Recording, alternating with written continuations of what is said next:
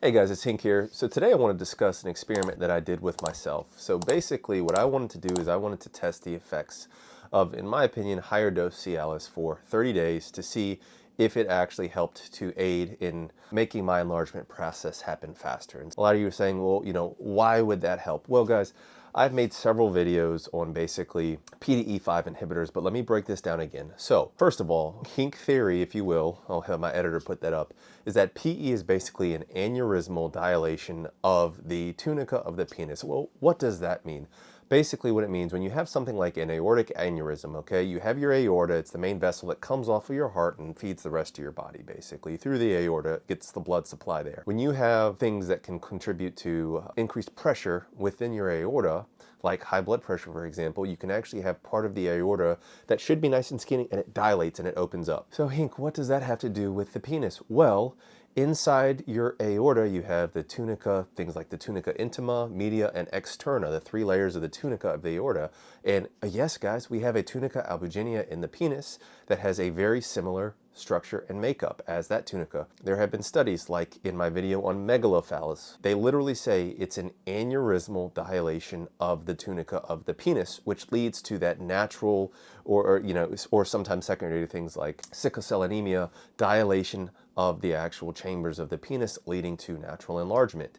If you haven't seen my video on the anti-lysyl oxidase, which, I have my video up here. It's one of my favorite videos that I've actually ever made, but it basically talks about how they modeled, the reason why they picked anti-lysyl oxidase is because of the effect it has literally on causing aortic aneurysms. They said, hey, that's a similar tissue that's in the penis. Let's give it to rats and see if it causes their penis to grow. Lo and behold, it did, guys. Check out that video if you haven't seen it. I break it all down. So I talk about in that anti-lysyl oxidase video that there is a paper that shows that when you have higher doses of things like in that paper they used Viagra, it actually leads to higher incidences of aortic aneurysms.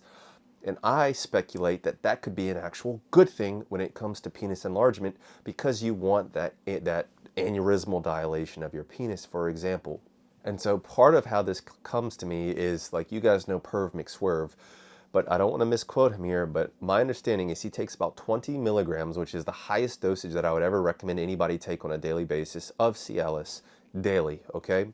And he's also claimed that he has had, well, like basically over 2 inches of enlargement. Now, full disclosure, I'm going to keep it real. I have yet to see evidence of that from him. I'm not saying it's not out there. I'm just saying I haven't seen it, and I don't think he's posted an update picture. So hopefully that's coming soon.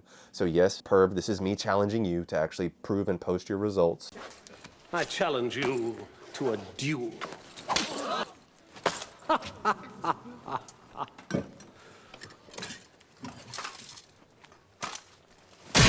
I accept. So I don't think he's lying, and basically what I hypothesize is that him using high doses of Cialis is partially what's contributing to his gains, because the Cialis causes smooth muscle dilation, which leads to a more dilated state of the chambers of your penis, which leads to more growth. Also, what are some of the other benefits of Cialis? Guys, if you haven't seen my video on Viagra and PDE5 inhibitors, you really need to watch it, because I break down each of these studies. But here's some, for example, okay? You can increase your intercavernosal oxygen level. So basically you have more oxygenated blood in your penis, which is good for overall penile health, okay? You have increased concentrations of cyclic GMP, which leads to more dilation of the tissue, which can lead to better blood flow and potential better enlargement. You can have reduction of collagen synthesis and fibrosis. These are literally part of the process that happens in regular aging that leads to increased rates of erectile dysfunction later in life. So you can literally reverse the aging process of your penis. You have decreased apoptosis, or decreased cell death. And so guys that are doing PE, putting their junk through a lot of trauma, through different clamps and pulls and all this stuff, you are causing some of those cells to die. And so when you use something like a PDE5 inhibitor, it can literally potentially reverse that. Of course, you have repair of the endothelial cells, the cells lining the blood vessel, okay, that are important for overall penile health. It can repair and keep those in good health. Of course, you can have better erection quality, which is going to be better for certain exercises, especially girth-related exercises. And once again, more blood flow equals better recovery, okay? So those are all the reasons why I was hypothesizing that, maybe it might be a good idea for me to at least just experiment for a month and see what happens. So what exactly did I do? Well, I'm a minimalist, guys. I want the absolute minimum effective dose needed that's gonna minimize my risk and maximize my potential, okay? So I'm very skittish on meds or any of that stuff. And so as a result, I was using 2.5 milligrams of Cialis basically every other day, or 3 days a week is what I was doing before. And so I simply upped that to 5 milligrams of Cialis 7 days a week, okay? Now, a lot of you guys are saying, oh, well, that doesn't seem like much. It's not that much, okay? But for me, it was like way more than double my dose. And the part of the reason why it's more than like my expected dose is because, so Cialis, tadalafil, has a half-life of 18 hours. That means every 18 hours, you have half of it left in your system. So I take a 5 milligram pill. 18 hours later, I still have about 2.5 milligrams in my system. And so that means, you know, about 24 hours later, I probably have somewhere around like 1.82 milligrams in my system. So then I take another 5 milligram pill and it bumps up, okay? So it's an additive effect. There's somebody in the comments, well, actually, Hink, I did the calculations. But if you actually like look at the general dose, guys, at the end of 7 days, you're gonna basically balance out and you're gonna get a stable dose of right around like 7, maybe 7.5 milligrams of Cialis in your system.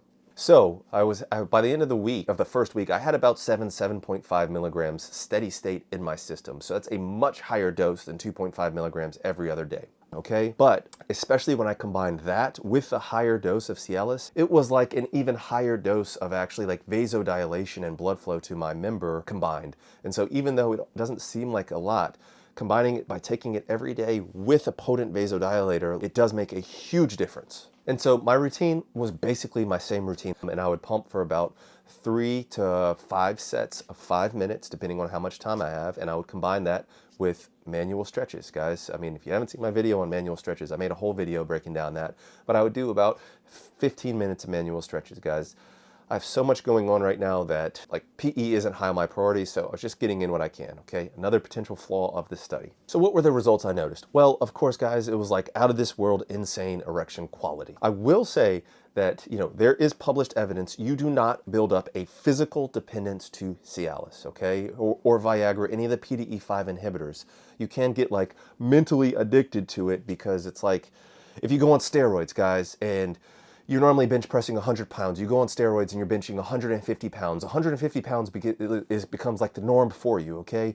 Then when you come off steroids and if you drop back down to only lifting like 100 pounds or 125 pounds, you're gonna feel like you lost something even though like you didn't. There's also evidence with Cialis that it actually improves your erection quality long term, meaning you take Cialis for, let's say, 6 months, and then you stop taking it. Your erection, even after you stop taking it, is going to be better than as if you were to have never taken it, guys. So no, you do not become physically dependent.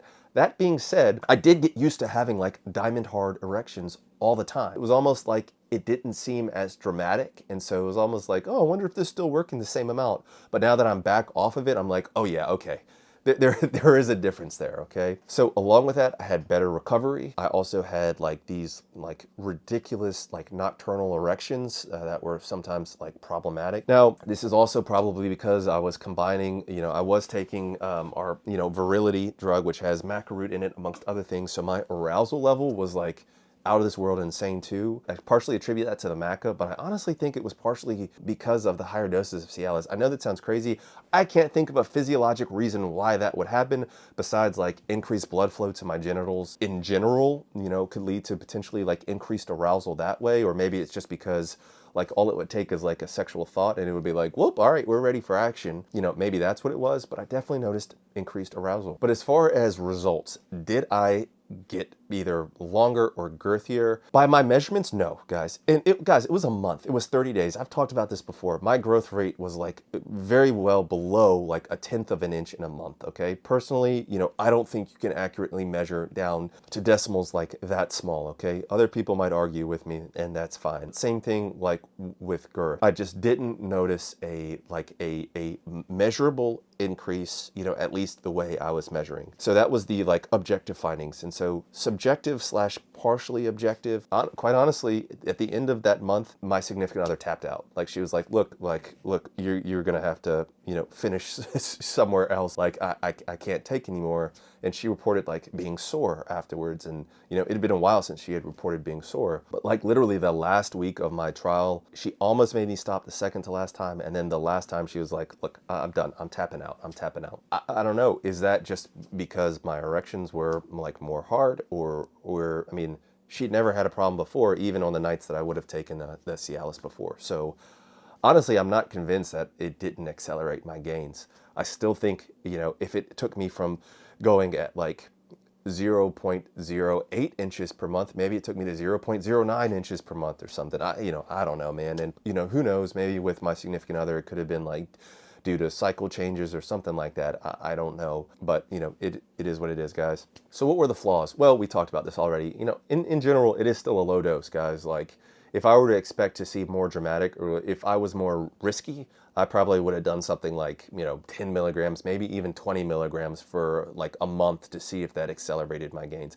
I'm not going to do that. I'm in my 40s. I have a different risk aversion than some of you guys that are doing like the craziest crap. I can't even put my mind around it. But it's just not worth the risk to me. And overall, these are safe drugs. But, you know, things like hypotension, low blood pressure, okay, standing up. Ooh, I'm lightheaded. You fall down, hit your head and die. Like, it's just not worth the risk to me, especially when I was already getting excellent results, especially if I was combining with something like the VIGOR, okay? That stuff is potent, Cialis is potent, like not worth it to me. If you want to try it and you're under doctor's supervision, go for it by all means. But obviously, maybe if I had increased the dose, I would have had better results. This was also a very short period of time, guys. Once again, for me, I'm not even willing to continue doing 5 milligrams daily for another month just because, you know, I was getting the effects that I needed with a lower dose, and it's just not worth it to me. I've already reached the goals that I have. Like, I don't need to really push things. I don't have anything left to prove to anybody, and damn sure not myself. It's just not worth it to me to continue. I'm gonna go back to my 2.5 milligrams every other day, combined with my VIGOR, 1 to 2 scoops a day,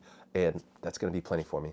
So what's next? So we just talked about it. I'm not going to continue that, but I do think that, you know, maybe on a Hink trial part 2, a little bit of foreshadowing there, where I like run my own clinical trial, I am going to actually have one group of guys that are on a PDE5 inhibitor, either Cialis or Viagra, and then one group of guys that are not on it, just to see if there is actually a measurable difference, if I can get guys that are actually going to be compliant and not drop out like the douchebags that dropped out of the last Hink trial. I'm still bitter about that.